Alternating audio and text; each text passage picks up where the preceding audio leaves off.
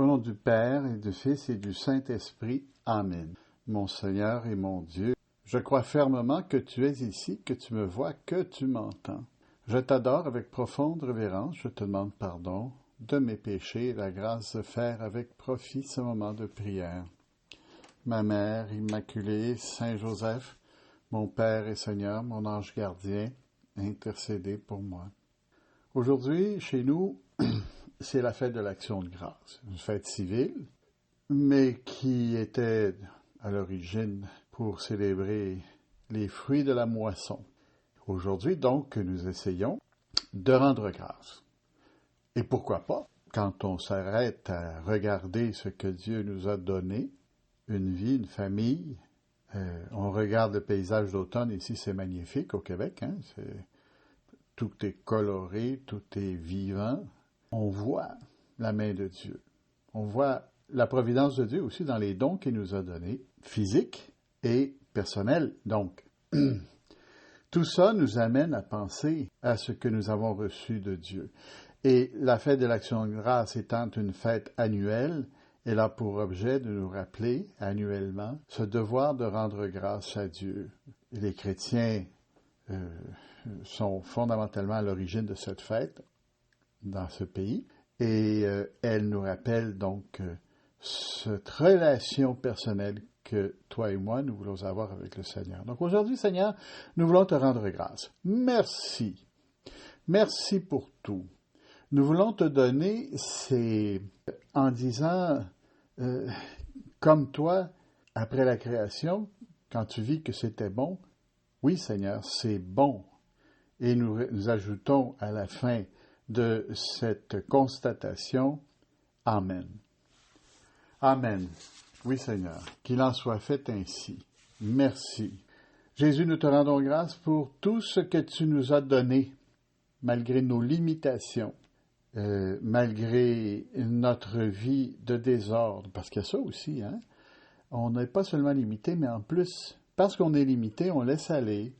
Et souvent, si Dieu ne venait pas à notre aide comme la main de maman qui vient nous chercher, on ferait des graves erreurs, ou on en a fait peut-être plus que de temps en temps, quelques erreurs qui nous font glisser vers ce que nous ne désirons pas faire. Et le Seigneur nous prévient, il nous envoie nos anges, et avec cette providence de Dieu près de nous, nous rendons grâce. Nous voulons répéter ce que nous lisons dans la messe. Aujourd'hui, ne fermez pas votre cœur, mais écoutez la voix du Seigneur. Ça veut dire quoi concrètement ici? Ça veut dire écouter la voix du Seigneur pour comprendre ce qu'il vous donne et lui dire merci. Il y a dans cette phrase du psaume 94 une incitation à écouter, à agir et à dire merci.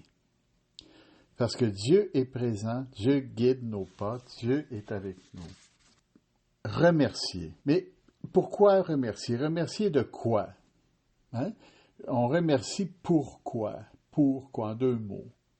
Quelles sont les grâces que tu m'as données, Seigneur? Grâces qui pourraient être des dons physiques, hein? Grâces qui pourraient être la sainte grâce, hein? L'état de grâce. Grâces qui peuvent être aussi les inspirations, mais aussi surtout toutes ces petites prévenances dont tu as voulu m'orner malgré moi.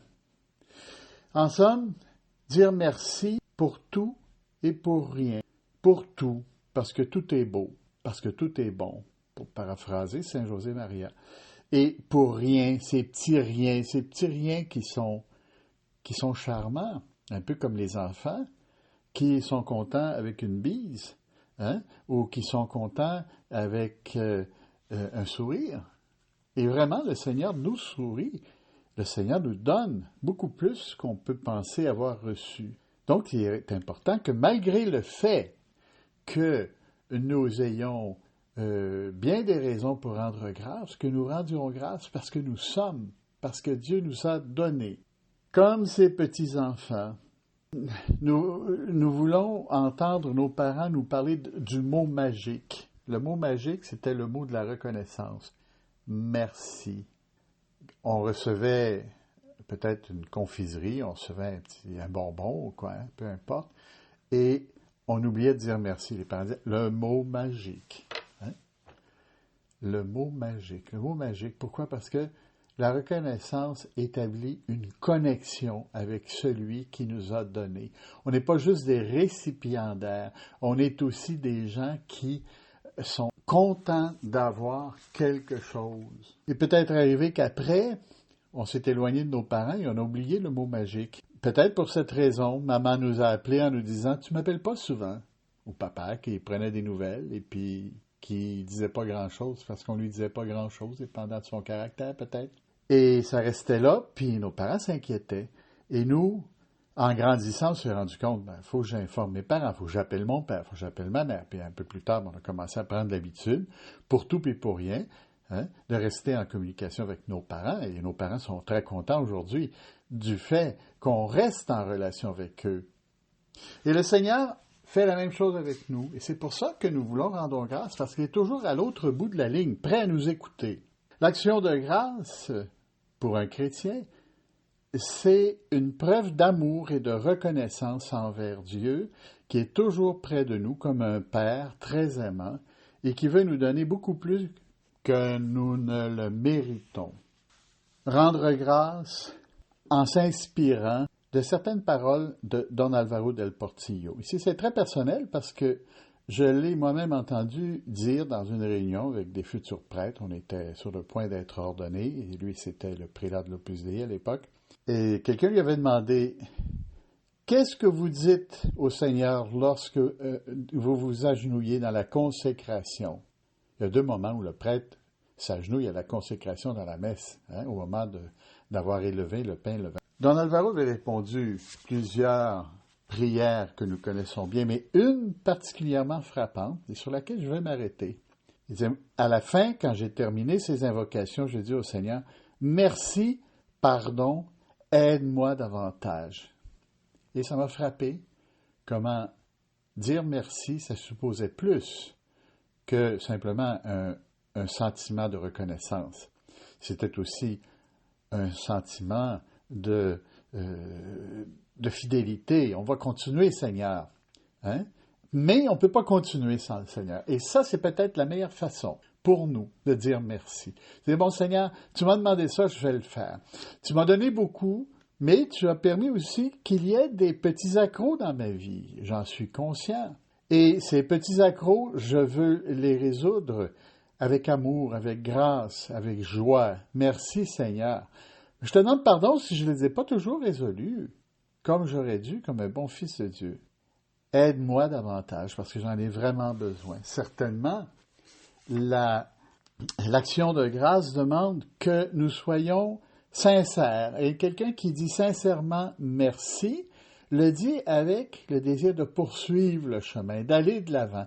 Pour nous, ça veut dire de continuer d'avoir ce mot magique, merci, qui multiplie nos actions en faveur de celui qui nous a donné. À l'action de grâce, après la messe, lorsqu'on a reçu le Seigneur, prendre un moment pour dire merci Seigneur, pardon si je n'ai pas été toujours à la hauteur, puis aide-moi davantage. Hein?